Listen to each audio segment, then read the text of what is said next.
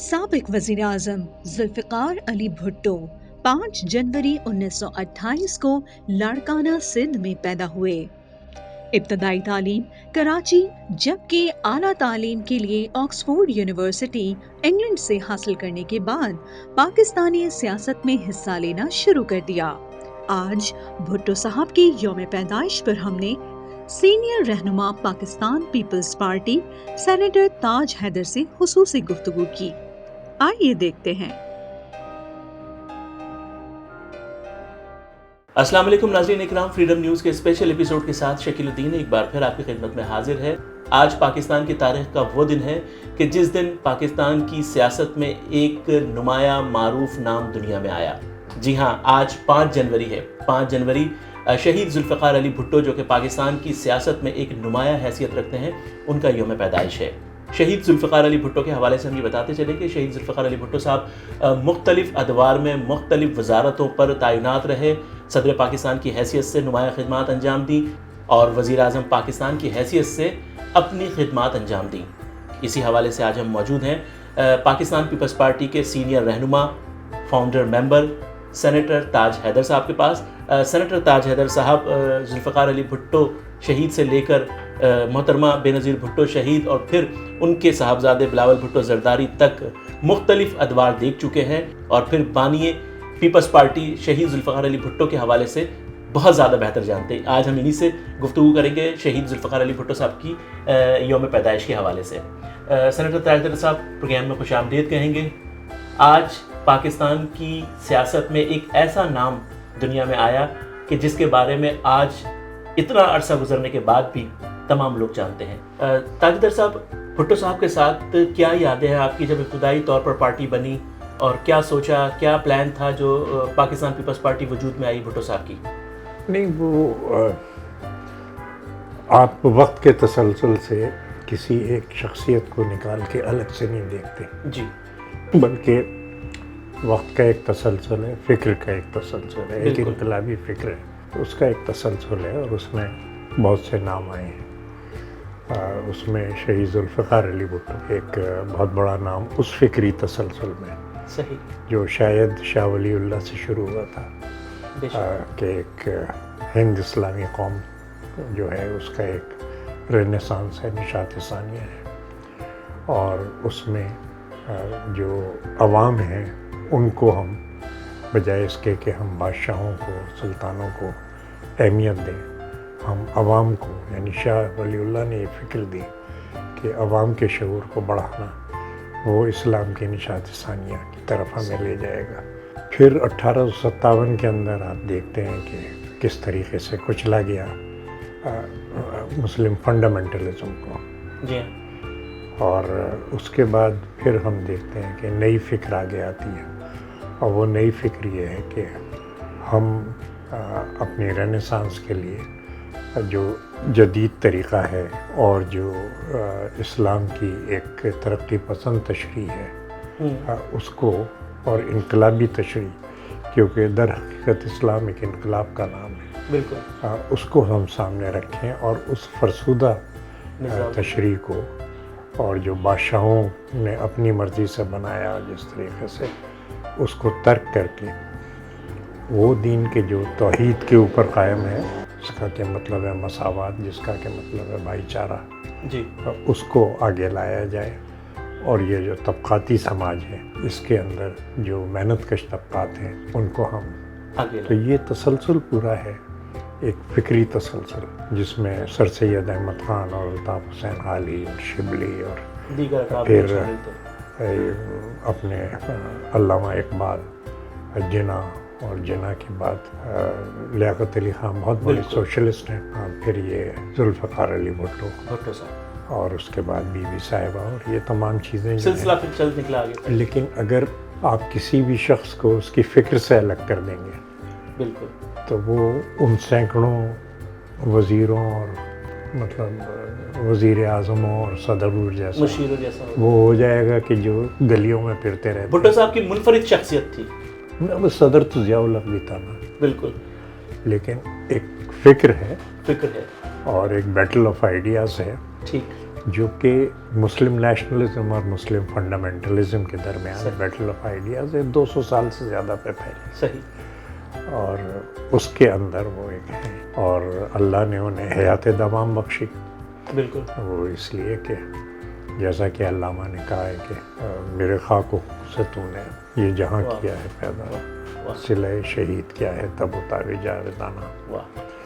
تو کسی بھی نظریے کی صداقت اگر کوئی اپنی جان قربان کر کے دیتا ہے تو پھر اس کا نام بھی امر ہوتا ہے اور وہ نظریہ بھی آگے بڑھتا ہے، اور لوگ دیر تک یاد رکھتے ہیں. اور یہی وجہ ہے کہ آج بھٹو صاحب کو لوگ اور دنیا جانتی ہے. تب اتارے جاویدانہ کہا ہے. اچھا تاج صاحب، بھٹو صاحب کا منفرد اسٹائل تھا کام کا.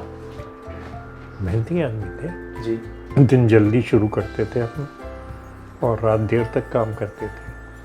یعنی یہ احساس کہ وقت کم ہے اور اس کم وقت کے اندر زیادہ سے زیادہ کام کر لیا جائے، یہ احساس جو ہے وہ آپ کو، یعنی ایک چیز ہوتی ہے نا وقت گزارنا، جی ہاں، ایک چیز ہوتی ہے پیشن، کہ نہیں یہ ایک لمحہ میرے پاس ہے، اس ایک لمحے میں یا ایک منٹ میں میں کتنا کام کر سکتا ہوں یا کر کرنا سکتا ہوں. وہ پیشن، وہ عاشقوں کا کام، بالکل دیوانوں کا کام ہے. وہ ایک دن گئے ہوئے تھے کہیں یہاں ٹھٹے سے آگے سجاول کی طرف، جی، اور مطلب شام کو آئے تو بہت غصے میں دیکھا. میں معراج خاص بھائی سے پوچھا کہ بھائی ہوا کیا؟ کہنے لگے وہ ہم وقت سے پہلے چل رہے تھے تو کسی نے کہا کہ یہاں ایک بزرگ ان کی وفات ہوئی ہے، آپ سے بہت محبت کرتے تھے، تو 10 منٹ کو بھٹو صاحب نے کہا. اترے تو وہ پیڑ کے نیچے کچھ پلنگ لگے ہوئے تھے، کچھ نوجوان لیٹے ہوئے چائے پی رہے تھے. صبح 10 بجے کا وقت تھا. تو بھٹو صاحب کو دیکھ کے بہت خوش ہوئے. وہ کہ بھائی کیا ہو رہا ہے؟ پہلے سر ٹائم پاس کر رہے ہیں. مطلب اس شام تک میں گواؤں کہ ذوالفقار علی بھٹو مطلب غصے کے مارے ان کی جو حالت تھی. کہنے لگے صبح 10 بجے اس قوم کے نوجوانوں کا مسئلہ یہ ہے کہ ٹائم کیسے پاس کیا جائے، کیسے ہوگا، یہ کیسے آگے چلیں گے. کہنے لگے 5000 سال ہم وہیں کھڑے رہیں گے اگر صبح 10 بجے یہ مسئلہ ہے کہ ٹائم کیسے پاس کیا جائے. اچھا تاج صاحب، بھٹو صاحب غریب عوام میں بہت مقبول رہے، اس کی وجہ؟ ظاہر کہ طبقاتی سماج ہے اور جو بھی غریب عوام کی بات کرے گا غریب عوام اس سے پیار کریں گے، اور ظاہر ہے کہ جو صاحبان اقتدار ہیں، جو طبقہ بالا سے جو تھا وہ اس سے نفرت کریں گے. تو یہی ہوتا ہے. لیکن بات یہ ہے کہ کیا صرف بات کی جائے. میرے بابا ایک دن ناراض ہو کے کہنے لگے تم ایک چیز کہتے ہو اس کے لیے تکلیف نہیں اٹھاتے، اگر تم تکلیف نہیں اٹھاتے تو تم تو جھوٹ بول رہے ہو. صحیح. تو اگر جو آپ کہہ رہے ہیں اس کے لیے آپ تکلیف اٹھا رہے ہیں اور اپنی جان تک قربان کر رہے ہیں، پھر آپ سچ بول رہے ہیں. ٹھیک. اور سچوں کو سے لوگ محبت کرتے ہیں. اور یہی وجہ ہے کہ بھٹو صاحب کو لوگ یاد رکھتے ہیں. اور ہمارے کلچر میں، ہماری ثقافت میں جو شہید ہے اس کا خاص مقام ہے. بالکل بالکل. کہ لوگ شہنشاہوں کے مزاروں پہ اگر جاتے ہیں تو پکنک کرنے جاتے ہیں. بالکل. وہ جو فقیر ہے جس نے جان دے دی ہے، 2 پولز ہیں نا قطبین جنہیں کہیے، ایک دربار ہے اور ایک خانقاہ ہے. وہ دربار تو آئے بادشاہ پتہ نہیں کتنے نکل گئے، آئے اور چلے گئے، کچھ آثار ان کے اثر بچے ہیں. تو لوگ پکنک کو چلے جاتے ہیں، وہاں لوگ جا کے اور اپنے نیکی حاصل کرتے ہیں. بالکل ٹھیک.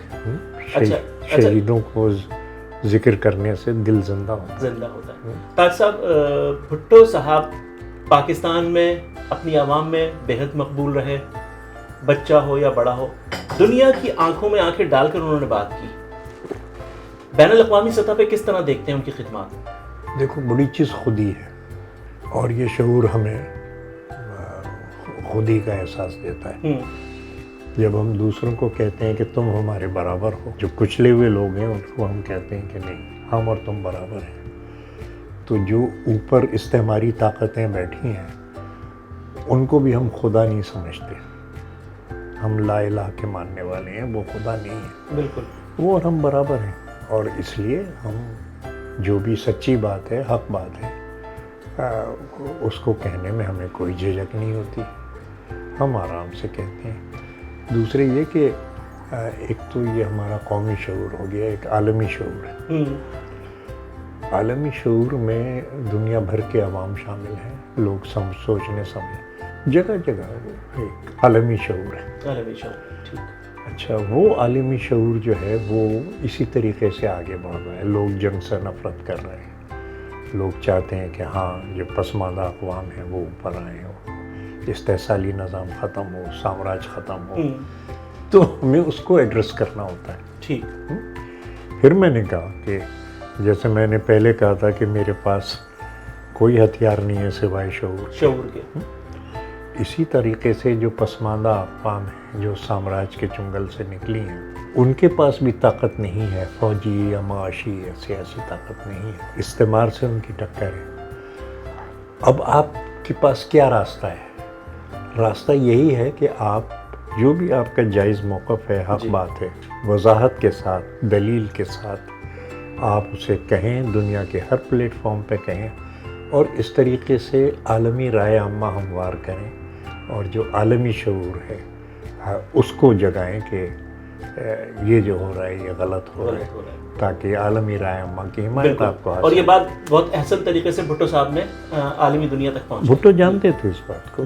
بھٹو اس بات کو جانتے تھے، لیکن بڑی بات یہ ہے کہ آپ کا موقف جائز اور درست. ٹھیک. مزاج کیسا تھا بھٹو صاحب کا؟ عام روٹین میں ظاہر ہے آپ ساتھ رہے، آپ نے دیکھا، مزاج کیسا تھا؟ نرم مزاج تھے، گرم مزاج تھے، یا ہنسمکھ تھے؟ نہیں، وہ تو دیکھو نا، سیدھی سی بات ہے. مطلب آدمی جب انٹرنلائز کر لیتا ہے اپنے کریٹر کو تو پھر ہر چیز بدل جاتی ہے. بالکل ہر چیز بدل جاتی ہے. غلط کیا ہے، صحیح کیا ہے، دوستی کیا ہے، دشمنی کیا ہے، وہ ہر چیز پھر اپنے خالق کی نظر سے دیکھتا ہے. بالکل. اچھا طاہر صاحب، بھٹو صاحب نے روٹی کپڑا مکان کا نعرہ دیا اور اس پر عمل پیرا ہو کر دکھانے کی کوشش بھی کی. آج بھٹو صاحب کے اس نعرے کو کس طرح دیکھ رہے ہیں؟ تو روٹی کپڑا مکان جو ہے وہ یہ نہیں ہے کہ میں نے ایک روٹی کھائی یا دو روٹی کھائی ہے یہ جی، بلکہ جو معیار زندگی ہے اس کو کیسے اوپر لایا جائے، کیسے بہتر بنایا اور جائے، اس کو جو دولت وہ پیدا کر رہے ہیں اس پر پہلا حق ان کا کیسے تسلیم کیا جائے. صحیح. تو یہ اگر آپ اس کے معنی میں جائیں گے تو اس کے معنی یہ ہیں. اور پھر آگے کے ایک منصفانہ نظام، ایک عادلانہ نظام، کیونکہ اب جو بڑے بڑے اکانومسٹ ہیں، ڈاکٹر اسٹیگلٹس اور یہ وہ جو ورلڈ بینک کے اندر چیف اکانومسٹ اور بڑے بڑے علم معاشیات کے خدا، وہ کہہ رہے ہیں کہ جب تک انیکویلٹی دور نہیں ہوگی گروتھ نہیں ہوگی. تو یہ بات وہ ہے جو ہمارے نبی پاک 1300 سال پہلے کہہ گئے تھے. بالکل. بہت شکریہ طاہر صاحب آپ کا کہ آپ نے وقت دیا. شہید ذوالفقار علی بھٹو کے یوم پیدائش کے حوالے سے کچھ یادیں، کچھ باتیں ہمارے سننے اور دیکھنے والوں تک پہنچائی. کیا میسیج دینا چاہیں گے؟ بھٹو صاحب ایک مضبوط لیڈر، ایک مضبوط سیاستدان، کیا کہیں گے ہمارے دیکھنے اور سننے والوں کے لیے؟ نہیں، اپنا رخ صحیح رکھیں. دیکھیں نا، اب ملک جو بھٹو نے طریقہ کار بتایا تھا، اور اس سے پہلے لیاقت علی خان نے بھی جیسے PIDC بنائی، پک بنائی، تمام چیزیں، جو ایک طریقہ کار تھا کہ ہم کس طریقے سے اس ملک میں مساوات لا سکتے ہیں، کس طریقے سے جو کچھ نیشنل ویلتھ ہے اس کو ڈسٹریبیوٹ کر سکتے ہیں، وہ طریقہ کار رد کیا گیا. یہ کہا گیا کہ جی private sector is the engine of growth. آج ہم ہر وقت تسبیح پڑھتے ہیں جی فورن انویسٹمنٹ. جی، کہ بھائی فورن انویسٹمنٹ وغیرہ چھوڑو، اپنے لوگ ہیں، اپنے وسائل ہیں، قدرتی وسائل اور افرادی وسائل، انہیں استعمال کریں، ان کو ترقی دو اور جو بھی کچھ پیداوار ہو اس کو تقسیم ایک منصفانہ طریقے سے کرو. یہ ڈائریکشن بھٹو نے دی تھی، ایک ڈیفینیٹ ڈائریکشن دی تھی. ہم اس ڈائریکشن سے ہٹ گئے اور ہم نے بالکل ملک کو بٹھا دیا. اب ہمارے پاس کوئی راستہ ہی نہیں ہے کہ اب سوائے اس کے کہ اپنا رخ صحیح کریں. بہت شکریہ تاجدر صاحب آپ کا کہ آپ نے وقت دیا اور ہمارے سننے والوں تک مفید گفتگو پہنچائی. بہت شکریہ آپ کا. ناظرین اکرام، شہید ذوالفقار علی بھٹو کے یوم پیدائش کے حوالے سے خصوصی گفتگو ہم آپ تک پہنچا رہے تھے. ہمارے ساتھ موجود تھے سینیٹر تاجدر صاحب، جو کہ پاکستان پیپلز پارٹی کے ابتدائی دنوں کے بلکہ بانی فاؤنڈر ہیں اور بہتر طور پر جانتے ہیں کہ کس طریقے سے بھٹو صاحب نے کام کیا اور پھر ملک اور قوم کی ترقی کے لیے کیا کیا انہوں نے اقدامات اٹھائے. یہ بات کسی سے ڈھکی چھپی نہیں کہ بھٹو صاحب نے مختلف ادارے قائم کیے، مختلف ایسی تمام وہ باتیں سامنے لے کر آئے کہ جو پہلے کوئی نہیں کر سکتا تھا یا ان کے دنیا سے جانے کے بعد کوئی وہ کام کر سکتا تھا. بہرحال بھٹو صاحب کی شخصیت ایک بین الاقوامی شخصیت ہے اور یہ اعزاز پاکستان کے پاس ہے کہ شہید ذوالفقار علی بھٹو پاکستان کے وزیر اعظم تھے. اسی کے ساتھ شکیل الدین کو اور فریڈم نیوز کی پوری ٹیم کو اجازت دیجیے. اللہ نگہبان.